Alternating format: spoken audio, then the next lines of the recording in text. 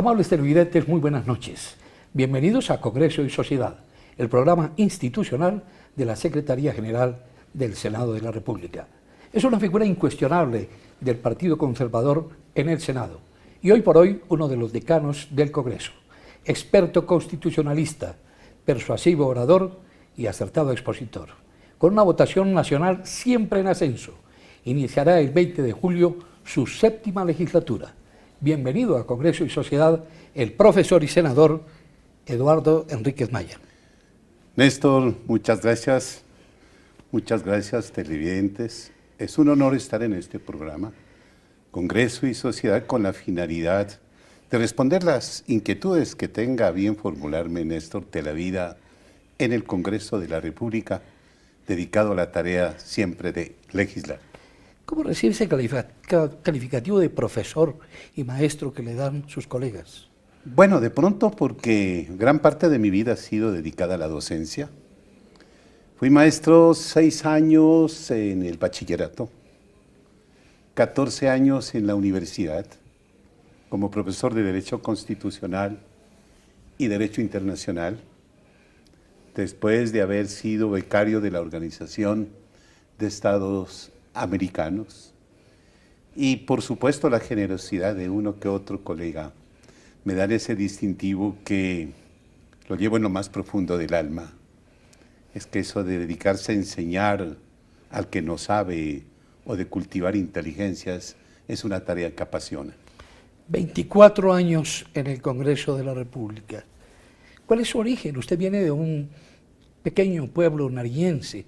Se acabaron las dinastías políticas en ese departamento y usted tiene una vigencia sorprendente. Bueno, yo soy de un municipio muy pequeño, en Nariño. Soy del municipio de Iles, nací en el campo. Tuve que caminar 7,5 kilómetros siempre, diariamente, para aprender el alfabeto, para aprender los primeros números, las primeras operaciones de la suma y de la resta. Y posteriormente ya estuve en el pueblito, luego ingresé al bachillerato de la Universidad de Nariño, porque ahí no se pagaba la educación. Y en la casa vecina me hice doctor en Derecho, y al poco tiempo de haber egresado me designaron como maestro de la universidad, y luego el litigio, unos cargos públicos, secretario de Gobierno, de Educación, secretario general del SENA, con juez del tribunal, profesor de la universidad, repito, y unos amigos me tentaron para ingresar a los meandros de la política. ¿Cómo y de la mano de quién llega a la política? Solo, prácticamente solo, porque yo no pertenecía a eso que usted llama las dinastías. Cierto, allá hubo personas muy respetables en mi tierra, jefes de Estado, señores ministros de Estado, con la vocación de ser jefes de Estado, como Domingo Sarasti, José Elías del Hierro, una figura estelar también de la política, el doctor Rogerio Bolaños, Juvenal de los Ríos, Franco Salazar Uccelli, pero nos abrimos camino tal vez por los atajos, y pudimos llegar con la más alta votación en esa oportunidad a la Cámara de Representantes. Fui elegido 3 veces representante, ahora 4 veces senador de la República, y ahí vamos. Siempre en la Comisión Primera de Asuntos Constitucionales. Siempre en la Comisión Primera. Yo creo que ahí hago un papel más o menos. De pronto en otra comisión no me sentiría bien, de pronto no tendría el desarrollo que he podido tener en la Comisión Primera, porque he podido contribuir con 9 leyes de la República vigentes todas, 7 reformas constitucionales, 6 vigentes, una para terminar la tarea, Tumaco Distrito Especial, y me han designado como ponente de códigos, por decir un ejemplo, redactor y ponente del código que institucionalizó en Colombia el sistema penal acusatorio, coordinador de la ponencia para el Código General Disciplinario. Hoy me han entregado un tema fascinante, el denominado digesto jurídico. Este es el siglo de los digestos, para hacer pedagogía sencilla con el televidente. El digesto es una compilación de normas. Una vez que se compilen esas normas, se las organiza por materias.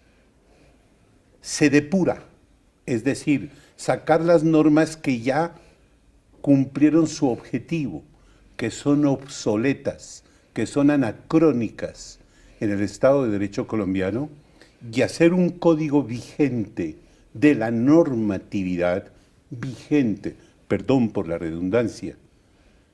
Eso da indudablemente seguridad jurídica. Eso da una serie de beneficios en la docencia, en el litigio, en la administración de justicia, etcétera, etcétera. Es decir, tener un sistema jurídico sólido que le permita al usuario saber qué norma está vigente. Vamos a presentar la ponencia a consideración del Congreso de la República. Sería una gran obra que años atrás la viene reclamando el pueblo de Colombia. Es además usted un amigo del bien hablar, del bien decir, muy cuidadoso con la palabra, y un orador en estos tiempos en que los oradores escasean. Bueno, de pronto el ejercicio de la docencia le permite a uno cultivar el lenguaje. El derecho es lenguaje, la política es lenguaje. Estas dos ciencias no se pueden divorciar y por eso es que de pronto uno aprende a hablar, aprende a expresarse. Y sobre todo, repito, la docencia que le permite, como al político, ser recursivo, utilizar las cosas oportunamente y saberlas decir con un lenguaje sencillo. Kierkegaard decía una cosa importante: la sabiduría está en expresarse sencillamente. Y sin llegar a esas cumbres, por lo menos uno tiene que hacer uso de esas enseñanzas para defenderse con el lenguaje en la vida. Grandes oradores en la historia de su partido. Laureano Gómez, uno de ellos, lo llamaban el monstruo por su oratoria que estremecía. Laureano, indudablemente, de quien dijera el maestro Valencia, quien solo se puede amar u odiar. O Gilberto Alzate. Gilberto Alzate, avendaño formidable colombiano, formidable conservador. Un día él asistió a una indagatoria y el juez le preguntó que cuál era su patrimonio. Y él dijo: esta cabeza que llevo puesto, la que va conmigo a todas partes. Esta cabeza de la que se han caído los cabellos y también las ilusiones. Esta cabeza que es una fábrica de producir pensamientos, unos que se venden por dinero, otros que no tienen precio. Dijo al morir Alzate: soy un barco que se hunde con las velas encendidas. Muchas, diría yo, muchas sentencias de Alzate que no han perdido vigencia, es decir, siempre son de actualidad. Un personaje grande de la política colombiana, Gilberto Alzate Avendaño. Lo evocamos aquí en este diálogo informal con el senador Eduardo Enríquez Maya. Vamos a algunos mensajes institucionales y ya regresamos. ¿Sabe usted cuáles son las funciones del Congreso? El Congreso de la República de Colombia desarrolla múltiples funciones esenciales para el funcionamiento de nuestra democracia. Estas son asignadas por la Constitución y la ley. Tiene, entre otras funciones, la función de reformar la Constitución mediante actos legislativos. Además, crea, modifica y anula las leyes. Así, el Congreso establece, por ejemplo, cómo se van a invertir los recursos de los colombianos. También tiene la facultad de citar a ministros y a otros funcionarios públicos para indagar, obtener información y exigir acciones frente a su gestión. El Congreso elige a algunos de los altos funcionarios del Estado. Además, puede, si es el caso, investigarlos y juzgarlos. Encuentra más información en nuestro portal web. Canal Congreso. Aquí vive la democracia. Más de 230.000 organizaciones solidarias entre cooperativas, mutuales y fondos de empleados, que agrupan a cerca de 1.000 millones de personas que se benefician de un modelo económico incluyente, democrático y justo. Se estima que el sector solidario en Colombia cuenta con más de 25.000 organizaciones entre entidades de naturaleza cooperativa, fondos de empleados, asociaciones mutuales y organizaciones auxiliares del cooperativismo. Tú también puedes pertenecer a la economía solidaria.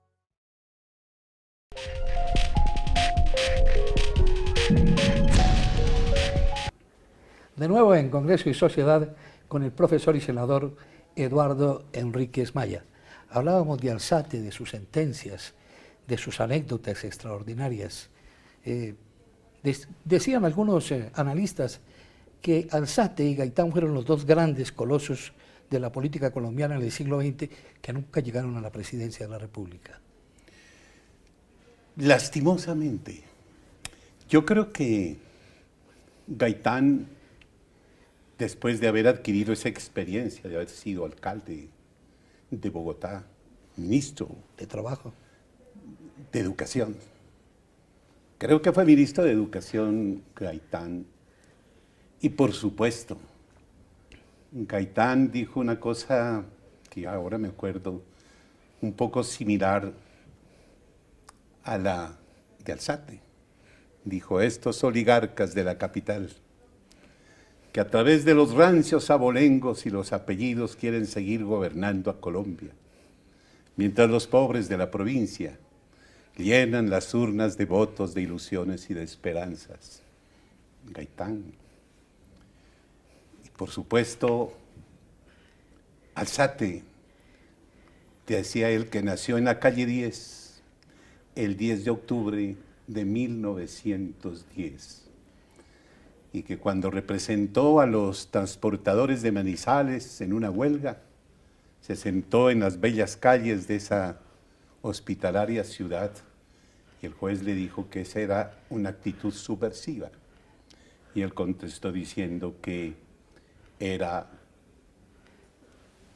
una manifestación de respeto, invitarlos a los señores transportadores que se sienten en la calle, ¿no?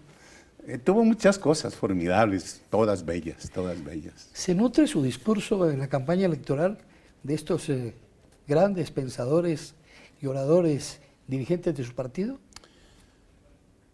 Yo en las campañas hago una cosa muy distinta, pedagogía.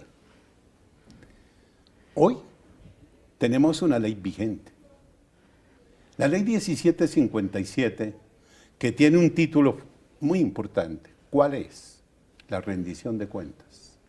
Entonces yo, en la plaza, en el recinto privado, en la academia, rindo cuentas de lo que he podido hacer en la legislatura. Por ejemplo, en esta legislatura que está por terminar, 5 reformas constitucionales. Entonces yo les cuento, hice esto. Y si vuelvo, aspiro a hacer esto. Porque siempre el político hace un discurso fuera de la realidad. Y eso genera una serie de vicios y desconfianza. Y el pueblo va perdiendo la fe en su clase dirigente, porque es promesero, porque quiere cautivar con un lenguaje no apto. Entonces, hay que hacer pedagogía. Y le voy a contar otra cosa a usted y a los televidentes. Yo soy cantante. Los primeros años que estudié en la Facultad de Derecho, yo trabajé con 2 orquestas en mi tierra. Entonces, esa bonita cultura de ese lenguaje universal la he venido cultivando siempre. Entonces, en algunas plazas, la gente empieza a gritar que cante, que cante, que cante. Y por supuesto yo canto. Lo malo es que en algunas plazas no me dejan hablar, pero sí me hacen cantar. Entonces, un apunte pastuso, los artistas dicen que yo soy un buen legislador. y los legisladores me dicen que soy un buen cantante. De todas maneras, es una de las voces cantantes del conservatismo en el Senado de la República. Así espero que sea. Así espero que Hablamos sea. de la pedagogía, otra de sus grandes pasiones, la academia, la cátedra. ¿Usted fundó una universidad? Sí, soy cofundador. Y ese es, creo, hoy un ejemplo en Colombia y creo que en el mundo. Y lo explico muy brevemente. La Universidad de Nariño, con un rector muy interesante, muy importante, el doctor Carlos Solarte, presta las aulas de la universidad los sábados y los domingos. Es decir, ahí no se gasta nada. Los maestros todos trabajamos ad honorem. No se gasta nada. Los estudiantes entran sin requisitos. No se gasta nada. La universidad da certificaciones de conocimiento. No se gasta nada. Los estudiantes aprenden lo que quieren aprender. Y mire lo fascinante de la enseñanza y del aprendizaje. Por ejemplo, yo soy maestro de Derecho Constitucional en esa universidad. Los sábados me encuentran allá dictando clases de Derecho Constitucional.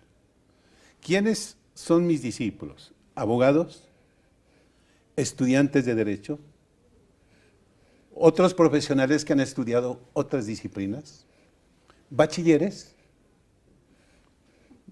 estudiantes de primaria, gente que no ha pisado la universidad ni la escuela. Entonces usted tiene un material humano heterogéneo que se da cita para aprender.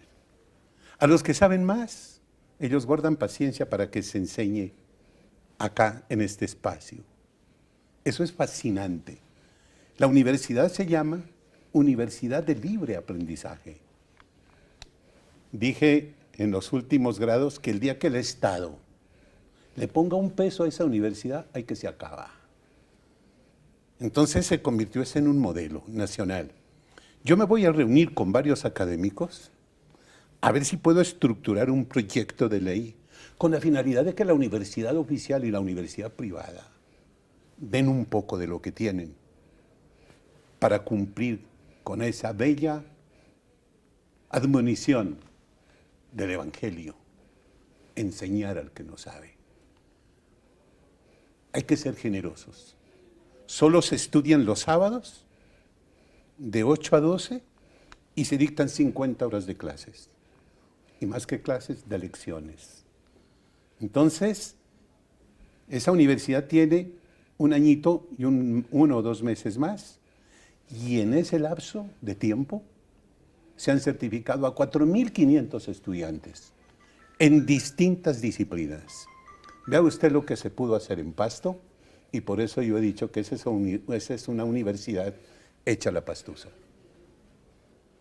Reflexiones y experiencias de un profesor, de un académico, senador de la República hoy y congresista durante los últimos 24 años. Eduardo Enríquez Maya. Vamos a algunos mensajes institucionales y ya regresamos para nuestro segmento final. ¿Sabe usted quién puede presentar proyectos para que se conviertan en ley? En Colombia pueden presentar proyectos de ley los senadores y representantes a la Cámara, los ministros, las altas cortes, entre otros altos funcionarios del Estado, quienes poseen iniciativa legislativa. También la iniciativa legislativa es un mecanismo de participación que faculta a los ciudadanos, a concejales o diputados del país a presentar proyectos de ley o de reforma a la Constitución. Para presentar una iniciativa popular por parte de los ciudadanos se debe elegir un comité promotor de la propuesta e inscribir la solicitud. Luego se debe recolectar un número de firmas válidas igual o superior al 5% del censo electoral. Si se cumplen estos requisitos, la registraduría expedirá la certificación. Con esto, el proyecto de ley o de reforma a la Constitución podrá ser radicado en las secretarías del Congreso y deberá iniciar su trámite con mensaje de urgencia para que tenga prioridad sobre los demás proyectos. Encuentra más información en nuestro portal web. Canal Congreso. Aquí vive la democracia. Regresamos a Congreso y Sociedad con el doctor Eduardo Enríquez Maya, senador de la República, para hablar ahora sí de la reforma a la justicia y de la política presente. ¿Qué reforma necesita la justicia en Colombia? Este ha sido un intento de todos los gobiernos, sobre todo los de los últimos tiempos, reforma a la administración de justicia. Considero que esa debe ser la primera tarea del nuevo gobernante de Colombia. Empiezo por una lección sencilla. De la calidad de un proceso depende la civilización de un pueblo. De la calidad de un proceso depende la civilización de un pueblo. Nosotros en Colombia tenemos unos procesos supremamente largos.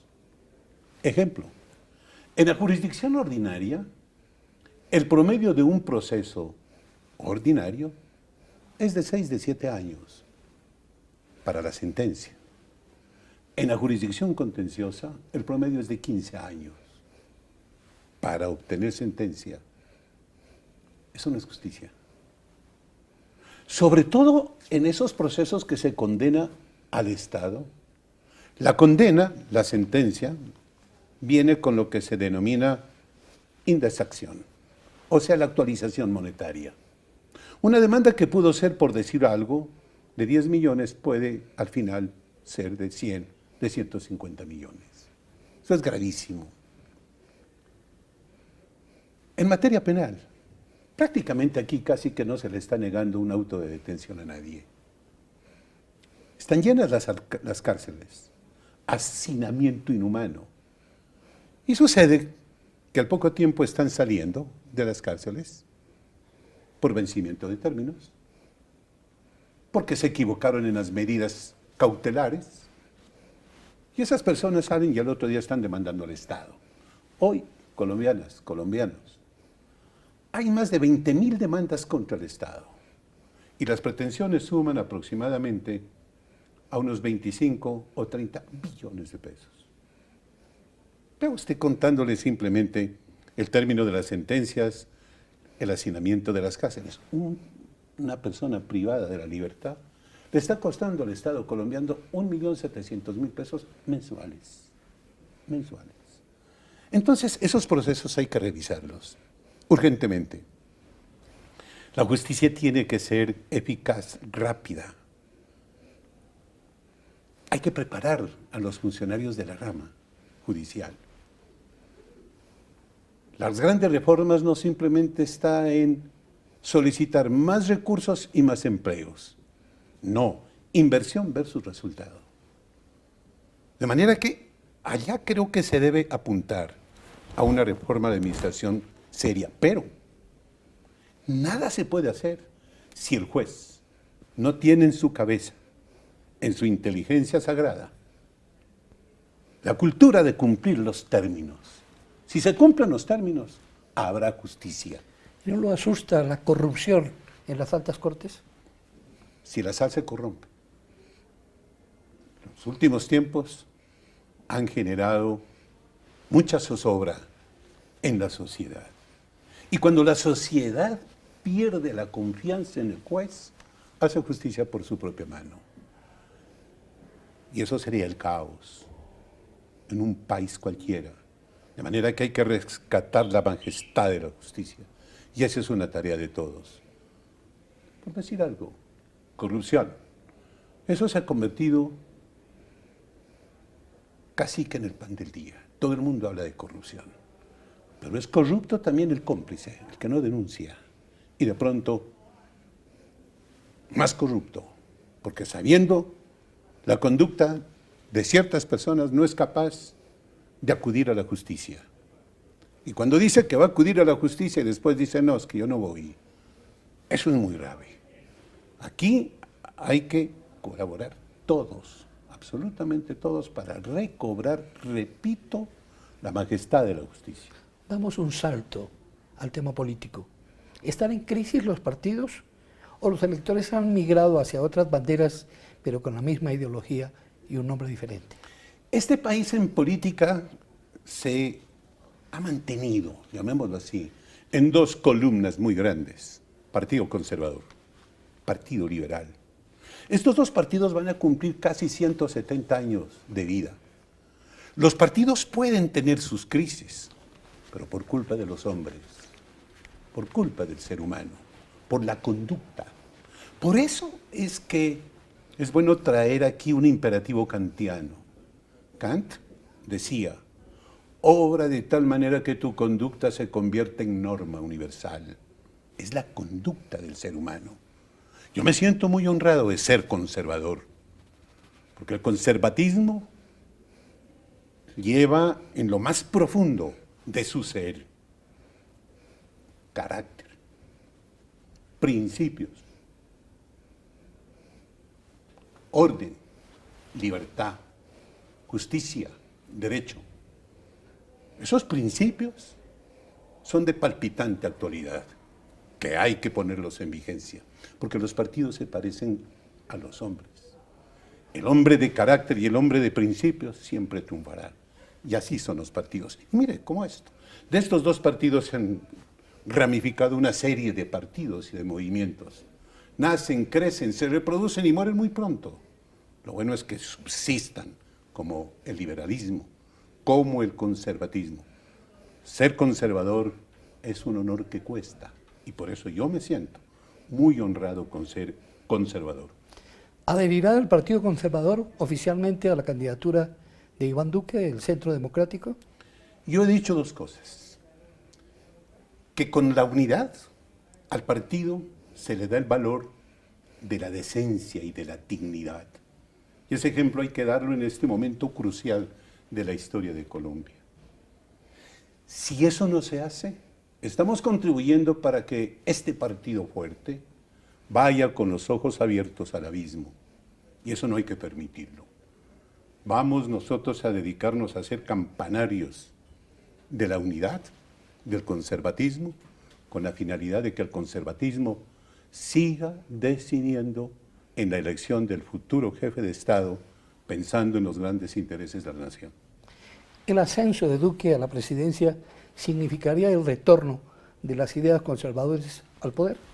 Yo creo que el doctor Iván Duque es un hombre integral. Tiene la visión de Estado. Parece ser que le cabe el país en la cabeza. No es enemigo del sectarismo. Él quiere a la usanza de Herrera, de Benjamín Herrera, la patria por encima de los partidos. Yo creo que él está embriagado con esos nobles sentimientos. Su juventud es prenda de garantía. Sus conocimientos le permite desarrollarse como un buen presidente. Ojalá lo pueda lograr. El conservatismo está a la expectativa de celebrar de hoy a mañana la unidad de la colectividad con la finalidad de entrar a tomar una decisión en materia presidencial. Apenas una frase de una canción para que no nos deje a sus Contigo aprendí que existen nuevas y mejores ilusiones. Contigo aprendí a conocer un mundo nuevo de ilusiones. Y muchas cosas hemos aprendido en este diálogo informal y amable con el senador Eduardo Enríquez Maya. Muchas gracias por su presencia a usted, aquí Néstor. en Congreso y Sociedad. Muchas gracias, un abrazo a usted y a todos los televidentes. Hasta pronto. A ustedes, amables televidentes, los invitamos a contactarnos a través de nuestras redes sociales. Los esperamos aquí, en Congreso y Sociedad, en una próxima oportunidad.